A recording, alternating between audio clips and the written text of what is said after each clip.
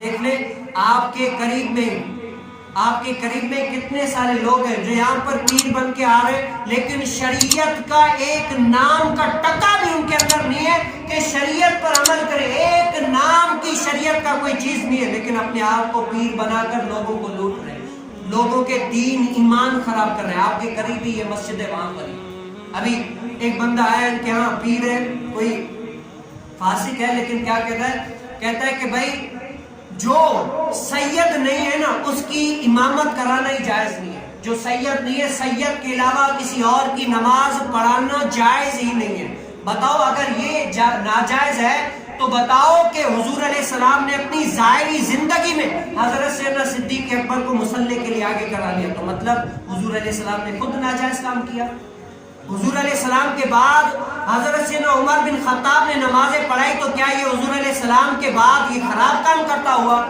حضور علیہ السلام کے بعد اتنے سارے صحابیوں نے جو نمازیں پڑھائی، کیا یہ سارے غلط تھے؟ سید کس کو کہتے ہیں؟ سید وہ ہے نا جو حضرت سیدنا علی مرتضیٰ کی اولاد میں سے ہو، حسنین کریمین کی پشت میں سے ہو، اس کو سید کہتے ہیں نا. اس کے علاوہ تو اور کوئی سید نہیں ہے نا جو بی بی فاطمہ رضی اللہ تعالیٰ عنہ کی اولاد میں سے ہو. اب یہاں پر کیا لوگوں کے ذہنوں پر یہ عقائد ڈال رہے ہیں کہ یہ جو مولوی علامہ تمہارے یہاں پر ہے، یہ جو دعوت اسلامی، یہ سارے لوگوں کو فسادی بنا رہے ہیں. میں نے کہا میرے سامنے تو بٹھاؤ تو میں اس کو جنے نہ چپا دوں، نام لے ہٹا دینا. اور پھر میں نے الحمدللہ میں نے کہا ہمارے لوگ الحمدللہ جتنے بھی ہیں جیسے بھی ہیں، واللہ میں نے تعریف کی. میں نے کہا ایسے ویسے نہیں ہے جو بھی ہے، لیکن الحمدللہ دعوت اسلامی کا جنہوں نے کھایا ہے نا وہ گن گائے گا.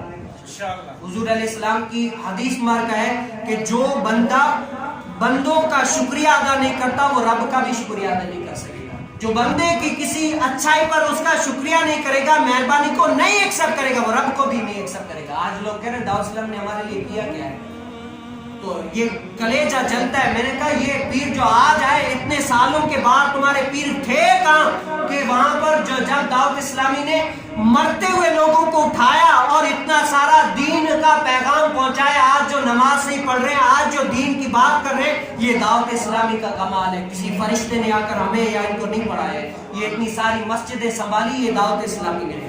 اور اگر یہ بندے کا عمومی طور پر حق بنتا ہے، اگر کوئی دعوت اسلامی کے خلاف، یہ میرے پیر کے خلاف اگر کوئی بولے نا، یہ آپ کا حق ہے کہ آپ اس مجلس کو ایسے اٹھ کر کھڑے ہو جائیں کہ اگر جواب دے سکتے تو جواب دیں. کیوں؟ آپ کے بچوں کو پڑھایا، دعوت آج میں نے پڑھایا یا کسی اور قاری صاحب نے پڑھایا، نہ میرا کمال ہے یا نہ کسی کا کمال ہے. کیوں؟ یہ دعوت اسلامی کا کمال ہے، یہ میرے پیر کا کمال ہے. تو جو بندہ جس تھالی میں کھاتا ہے نا اس تھالی میں چھید نہیں کرتا. لیکن کچھ بندے تو ایسے. تو بتاؤ پیر بننے کے لیے شرائط ہے، پیر بننے کے لیے شرائط ہوتی ہے. بتاؤ حضور علیہ السلام افضل ہے یا پیر افضل ہے؟ ہر کوئی کہے گا کہ حضور کریم صلی اللہ علیہ وسلم افضل ہے. حضور علیہ السلام کی شریعت پہلے ہے، ادب بعد میں ہے. اگر جو بندہ شریعت کو نہیں مانتا اور کسی بندے کی ادب کرتا ہے، بھلے شریعت کے کام خلاف کرے تو اس کو نہیں مانا جائے گا. آپ کہیں بھائی یہ بڑا پیر ہے، بڑا عابد ہے، بڑا علامہ ہے، بڑا فاہم ہے، بھائی یہ غلط کر رہے تو میں کہوں کیسے ادب اتنا ہے؟ نہیں، شریعت اس پیر کے لیے بھی ایسی ہے، اس عالم کے لیے بھی ایسی ہے، عام بندے کے لیے بھی ایسی ہے. شخصیت کے اعتبار سے دین نہیں چلتا. دین سب کے لیے ایک ہے، نبیوں کے لیے بھی ایک ہے، امتیوں کے لیے بھی ایک ہے، سب کے لیے ایک ہے. آج لوگ شخصیت کو دیکھ کر ان کو نہیں کہتے بھائی پیر صاحب ہے نماز کے لیے. کیسے بولیں کہ بھائی پیر صاحب نماز پڑھی ہے تو بے ادبی ہو جائے گی.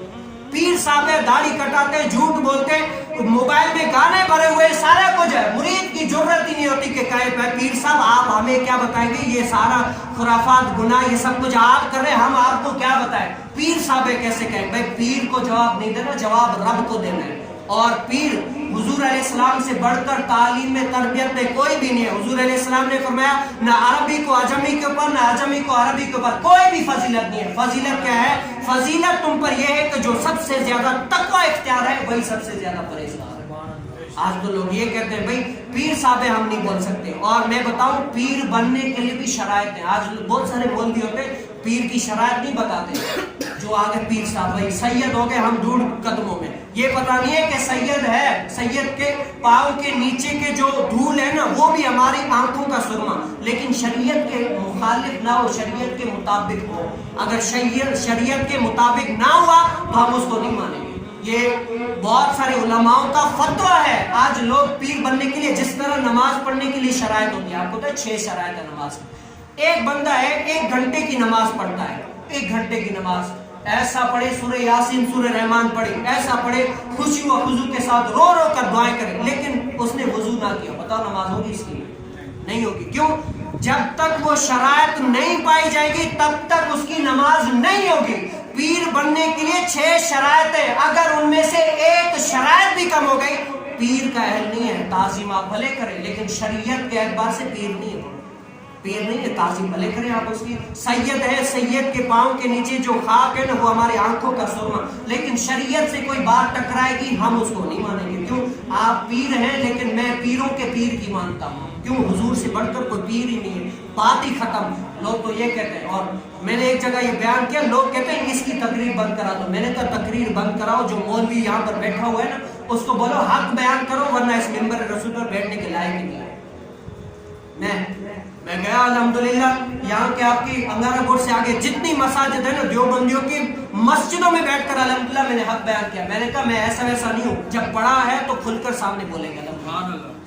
شریعت کی بات ہے. کسی اگر میرا باپ بھی شریعت کے خلاف کام کرے گا، ابا جی تمہاری عزت سر آنکھوں پر، لیکن یہاں بات شریعت کی ہے. شریعت پہلے ہے بعد میں باپ ہے. ہاں کلمہ پہلے ہے بعد میں اعتقاد ہے، بعد میں جو ہے نا یہ سب کچھ عزت ہے، یہ وہ سب کچھ ہے. لیکن یہاں پر آپ کی مسجد میں یہاں قریبی سکھا رہے ہیں بھائی یہ جو مولوی علامہ فاہمہ آ رہے ہیں ان کی امامت کرنا جائز نہیں ہے. میں نے کہا پھر بتاؤ اتنے سارے دنیا میں جو امامتیں کہہ رہے ہیں سید کرا رہے ہیں وہ سارے لوگ پاگل ہیں کیا؟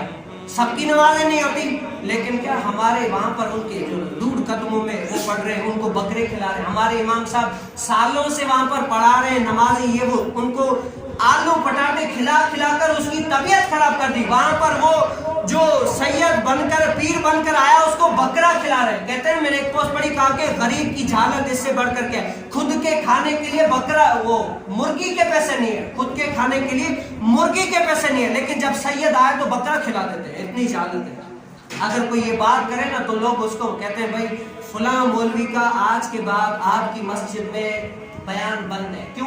یہ مولوی بڑا فسادی ہے، بڑا ہی وہ بولتا ہے، اس کو پتہ ہی نہیں. کیوں؟ یہ مولوی ایسا بولتا ہے جو اس کے اندر چور ہے وہ بتا رہے کہ یہ غلط کام کر رہے ہیں. اب اتنے سارے مریدین محبین چاہنے والے اب سنیں گے کہ بھئی پیر اگر گانے سنتا ہے تو یہ تو پیر بن ہی نہیں سکتا، تو وہ پیر مانیں گے نہیں. تو یہ جڑ کو ختم کرنے نہیں، اس کا بیان نہیں چلنا چاہیے، اس کا نہیں چلنا چاہیے. میں نے کہا حق بیان ہو کر ہی رہے گا.